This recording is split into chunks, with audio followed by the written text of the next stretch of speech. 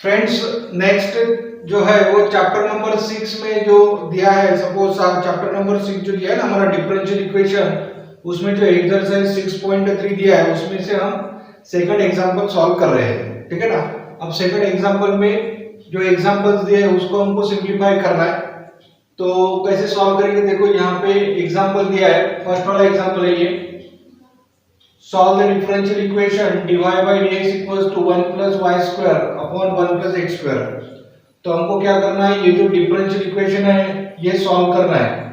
अब आपको थोड़ा ऑब्जर्व करना है कि ये जो डिफरेंशियल इक्वेशन है इसके वेरिएबल हम इजीली सेपरेट कर सकते हैं क्या, ये पहले आपको ऑब्जर्व करना है। तो देखो कैसे सॉल्व करेंगे, तो सॉल्यूशन में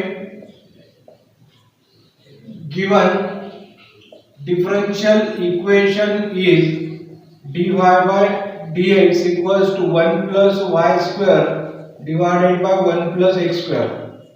अब यहाँ पे सबसे पहले क्या करना है, हमको ऑब्जर्व करना है कि इसके वेरिएबल हम सेपरेट कर सकते हैं क्या। तो उससे पहले क्या करेंगे हम, ये जो dx दिया है डिवाइड में, ये डिवाइड में नहीं होना था इसलिए इधर मल्टीप्लाई कर देंगे। सो ये इक्वेशन इस टाइप से आ जाएगा, dy equals to 1 plus y square divided by 1 plus x square, और अपॉन जो dx दिया इधर मल्टीप्लाई करेंगे तो मल्टीप्लाई बाय dx हो जाएगा। अब अगर आप ऑब्जर्व करेंगे तो ये जो न्यूमरेटर में वैल्यू दिया है 1 प्लस वाई स्क्वायर, ये न्यूमरेटर में दिया है, इधर लाएंगे तो डिनोमिनेटर में आ जाएगा, यानी 1 upon 1 plus y square into d y, और यहाँ पे बचेगा 1 और 1 plus x square into d x. यानी यहाँ पे अगर आप ऑब्जर्व करेंगे तो dy की तरफ y की टर्म्स आ गई है और dx की तरफ x की टर्म्स आ गई है, इसलिए हम क्या बोलेंगे कि ये क्या हो गया, वेरिएबल सेपरेट हो गए। यानी अब हम क्या करेंगे, integrating both side, integrating both side. तो integration 1 upon 1 plus y square into d y equals to integration 1 upon 1 plus x square into d x. अब देखो 1 अपॉन 1 प्लस वाई स्क्वायर का integration with respect to y कितना हो जाएगा, tan inverse of y equals to 1 upon 1 plus x square का integration with respect to x कितना हो जाएगा, tan इनवर्स ऑफ x। और कांस्टेंट लेते समय आपको कांस्टेंट क्या लेना है, प्लस की कांस्टेंट लेना है, तो ये हो जाएगा हमारा आंसर। तो इस टाइप में हम सिंपल फॉर्म में आंसर निकाल सकते हैं, ठीक है ना। तो ये फर्स्ट वाला एग्जांपल हो गया। अब हम नेक्स्ट वाला एग्जांपल सॉल्व करेंगे, सेकंड एग्जांपल, ठीक है ना। फ्रेंड्स ये नेक्स्ट एग्जांपल दिया है, second example, solve the differential equation. ये डिफरेंशियल इक्वेशन सॉल्व करना है, तो हम क्या करेंगे, पहले गिवन डिफरेंशियल इक्वेशन लिख लेंगे ये वाला। अब हमको क्या करना है, इसको सिंपलीफाई करना है। तो कैसे सॉल्व करेंगे, देखो यहाँ पे सबसे पहले ये जो लॉग दिया है ना, ये लॉग आपको हटाना पड़ेगा। तो हटाने के लिए आपको क्या करना पड़ेगा, एक्सपोनेंट लेना पड़ेगा, ठीक है ना, टेकिंग एक्सपोनेंट, ठीक है ना। तो अगर हमने एक्सपोनेंट ले लिया तो ये लॉग कैंसिल हो जाएगा, तो इधर की वैल्यू क्या आ जाएंगी, इधर की वैल्यू आ जाएंगी e raise to the power 2x plus 3y में ये वैल्यू आ जाएगी, क्योंकि ये लॉग हम कैंसिल कर रहे हैं। अब हमको क्या करना है, वेरिएबल सेपरेट करना है। तो वेरिएबल सेपरेट करना है तो अपॉन dx ही इधर लेके जाएंगे। So dy equals to e raise to the power 2x into e raise to the power 3y, और अपॉन dx जो दिया है इधर मल्टीप्लाई करेंगे तो मल्टीप्लाई dx ऐसे आ जाएगा। अब हमको ऑब्जर्व करना है कि dx है, इधर x की टर्म भी है, लेकिन ये y की जो टर्म्स है ये इधर मल्टीप्लाई में इधर लाएंगे तो डिवाइड में आ जाएगी। तो 1 upon e raise to the power 3y into dy equals to e raise to the power 2x into dx। अब dy की तरफ y की टर्म है, dx की तरफ x की टर्म है, तो वेरिएबल सेपरेट हो गए, इसलिए हम क्या करेंगे, यहाँ पे इंटीग्रेटिंग बोथ साइड लिखेंगे, इंटीग्रेटिंग बोथ साइड। तो इंटीग्रेशन कितना आ जाएगा, देखो इंटीग्रेशन ऑफ 1 अपॉन दिया है इसलिए हम यहाँ पे लिखेंगे e raise to the power minus 3y into dy, और integration e raise to the power 2x into dx और प्लस सी कांस्टेंट। अब e raise to the power minus 3y का integration with respect to y लेना है, तो e raise to the power minus 3y upon d by dx of minus d by dy of minus 3y equals to e raise to the power 2x का integration e raise to the power 2x upon d by dx of 2x और plus c constant. ठीक है, क्योंकि ये composite function है इसलिए इसका upon में डेरिवेटिव लेना है। अब और सिंप्लीफिकेशन करेंगे तो e raise to the power -3y upon, देखो -3 कांस्टेंट है d by dy of y। यहाँ पे कैसा है कि e raise to the power 2x है और 2 कांस्टेंट है, बाहर ले लेंगे तो d by dx of x और प्लस सी कांस्टेंट। देखो इसको और सिंप्लीफिकेशन कर सकते हैं, इसलिए हम यहाँ पे लिखेंगे e raise to the power -3y upon -3 into derivative of y with respect to y यानी 1, तो 1 इंटू -3 यानी -3 equals to e raise to the power 2y upon derivative of x with respect to x यानी 1 into 2 यानी कितना हो जाएगा 2 plus c constant. अब हम क्या करेंगे, इनका एलसीएम कितना हो जाएगा -6 हो जाएगा, तो -6 से मल्टीप्लिकेशन कर देंगे, तो मल्टीप्लाई -6 ऑन बोथ साइड, तो -6 से मल्टीप्लाई करेंगे तो 2 आएंगे, तो 2 e raise to the power -3y equals to यहाँ पे आ जाएंगे -3 e raise to the power 2x। ठीक है ना, यहाँ पे x है तो यहाँ पे लिखेंगे x और यहाँ पे आ जाएगा x और प्लस 6 यानी माइनस से मल्टीप्लाई कर रहे तो -6c ऐसा आ जाएगा। लेकिन हमको ये भी क्या है कांस्टेंट है, इसलिए हम क्या करेंगे यहाँ पे डैश में ले लेंगे ताकि हमारा जो कांस्टेंट है वो कांस्टेंट हम -6c डैश के जरिए हम क्या पुट करेंगे, c पुट करेंगे, क्योंकि ये भी क्या है कांस्टेंट है, तो हम एक कांस्टेंट की जगह c पुट कर देंगे और ये वैल्यू इधर ले लेंगे, तो 2 e raise to the power -3y plus 3 e raise to the power 2x equals to, ये वैल्यू क्या है c है, तो यहाँ पे लिखेंगे c और this is the required solution. तो ये क्या हो जाएगा, उसका सॉल्यूशन हो जाएगा। तो इस टाइप में हम ये वाला एग्जांपल सॉल्व कर सकते हैं। ठीक है ना, नेक्स्ट एग्जांपल हम सॉल्व कर लेंगे। फ्रेंड्स, ये थर्ड नंबर का एग्जांपल दिया है कि y - x dy by dx equals to 0 और ये एग्जांपल हम सॉल्व करेंगे। ये यानी हमको डिफरेंशियल इक्वेशन सॉल्व करना है, तो यहाँ पे लिखेंगे the given differential equation is y - x into dy by dx equals to 0।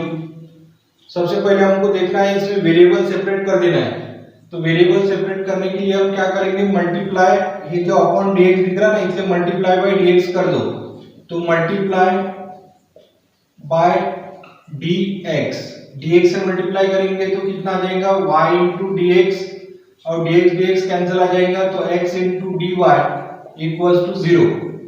अब ये जो dx है यानी माइनस वैल्यू है, ये इधर ले लो, तो y into dx equals to x into dy। अब हम क्या करेंगे, वेरिएबल सेपरेट करेंगे, जैसे dx है तो ये x मल्टीप्लाई में इधर लाएंगे तो डिवाइड में आ जाएगा, यानी 1/x into dx। ये y मल्टीप्लाई में इधर लाएंगे तो डिवाइड में आ जाएगा और dy 1/x, ठीक है, dx की तरफ है, 1/y dy की तरफ है, यानी वेरिएबल सेपरेट हो गए। अगर वेरिएबल सेपरेट हो गए तो हम क्या लिखेंगे, इंटीग्रेटिंग बोथ साइड, दोनों साइड में इंटीग्रेशन ले लो, या ऐसे भी लिखो 1/y into dy equals to 1/x into dx। ये साइड हमने पहले लिखी, ये साइड बाद में लिखी। तो अभी क्या करना है कि 1/y का integration with respect to y यानी कितना हो जाएगा log of y, और 1/x का इंटीग्रेशन कितना हो जाएगा log of x, और कांस्टेंट लेना है log of c। आप कांस्टेंट कुछ भी ले सकते हैं, लेकिन यहाँ पे log, यहाँ पे भी log आया है, इसलिए हम आंसर में भी क्या करेंगे, कांस्टेंट लेते समय log of c कांस्टेंट ले लेंगे। तो इसको सिंप्लीफाई करेंगे, log of y equals to log of m plus log of n, यानी ये वाला फॉर्मूला यूज करेंगे, log of m plus log of n, यानी आंसर कितना आ जाएगा log of m into n। तो log of x plus log of c यानी कितना हो जाएगा log of x into c। ठीक है, log कैंसिल कर देंगे तो y इक्वल्स टू कितना आ जाएगा x into c। This is the required solution. तो इस टाइप में हमने थर्ड एग्जांपल सॉल्व कर लिया है। ये एग्जांपल ऑलरेडी हमने पहले भी सॉल्व करके दिखाया है आपको, और ये अभी वापस थर्ड एग्जांपल आया था, इसलिए हमने इसको वापस थर्ड एग्जांपल सॉल्व कर लिया है। Next example, fourth example solve कर लेंगे। फ्रेंड्स, ये फोर्थ नंबर का एग्जांपल दिया है। ठीक है, एग्जांपल ऐसे दिया है कि sec square of of x into tan of y dx plus sec square of y into tan of x into dy equals to 0। अब हम क्या करेंगे, ये इक्वेशन सॉल्व करेंगे। अब इसको भी आपको ध्यान में रखना है कि ये वेरिएबल सेपरेबल फॉर्म से ही हम सॉल्व कर सकते हैं, ठीक है ना। अब वेरिएबल सेपरेट कैसे करेंगे, देखो dx है, यहाँ पे x का वेरिएबल भी है, लेकिन यहाँ पे ये जो वेरिएबल आपको ज्यादा दिख रहा है ना tan ऑफ y, और dy है यहाँ पे y का वेरिएबल है, लेकिन ये tan ऑफ x जो दिख रहा है, ये दोनों से क्या करना है, आपको डिवाइड कर देना है।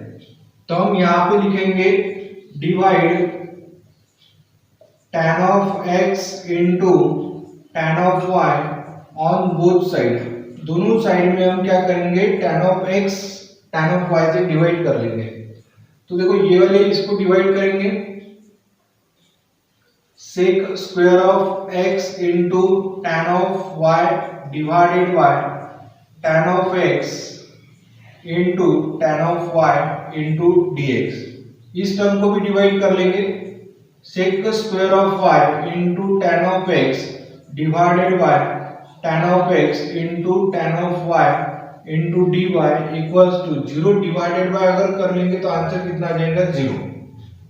अब यहाँ पे ऑब्जर्व करो कि ये वैल्यू कैंसिल हो जाएंगी, तो sec square of x divided by tan of x into dx, और यहाँ पे ये वैल्यू और ये वैल्यू कैंसिल हो जाएंगी, तो sec square of y divided by tan of y into dy equals to answer इधर कितना बचेगा, राइट हैंड साइड में 0 बचेगा। अब देखो dx के तरफ x के वेरिएबल है, dy के पास पूरे y के वेरिएबल है, इसलिए हम क्या बोलेंगे, ये इक्वेशन वेरिएबल सेपरेट हो गया है, यानी वेरिएबल सेपरेट हो गए। अगर वेरिएबल सेपरेट हो गए तो हम क्या करेंगे, इंटीग्रेटिंग बोथ साइड कर लेना है। अगर आपने इंटीग्रेशन कर लिया तो integration sec square of x upon tan of x into dx, यहाँ पे भी इंटीग्रेशन कर लेंगे, integration of sec square of y into tan of y into dy equals to 0। और 0 का इंटीग्रेशन हम डायरेक्ट क्या करेंगे, हम इधर कांस्टेंट ले लेंगे एक c। अब देखो यहाँ पे कैसा है कि मैंने आपको पहले भी एक फार्मूला बताया था कि f dash of x upon f of x into dx, तो इसका आंसर बता दिया था log of f of x, ठीक है। अब ये क्या फार्मूला था, उस दिन बता दिया था मैंने कि f ऑफ x ये डिनोमिनेटर में है, f डैश ऑफ x इसका डेरिवेटिव है न्यूमरेटर में। अगर डिनोमिनेटर का डेरिवेटिव अगर न्यूमरेटर में आता है तो आंसर लिखना है log ऑफ डिनोमिनेटर, ठीक है। तो अगर आप देखेंगे तो tan ऑफ x डिनोमिनेटर में दिया है और tan ऑफ x का derivative sec square of x होता है, इसलिए डिनोमिनेटर का डेरिवेटिव न्यूमरेटर में प्रेजेंट है, तो इसलिए आंसर में लिखेंगे log ऑफ डिनोमिनेटर प्लस यहाँ पे भी अगर आप ऑब्जर्व करेंगे विद रिस्पेक्ट टू y, तो tan ऑफ y का derivative sec square of y है, तो यहाँ पे लिखेंगे answer log of tan of y।